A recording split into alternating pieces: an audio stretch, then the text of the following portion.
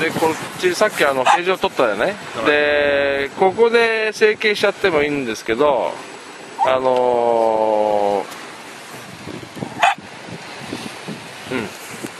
ここで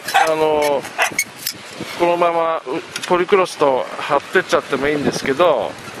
今日できればここでやると垂れちゃうっていうものがあるんで、やりにくい、その作業性から考えて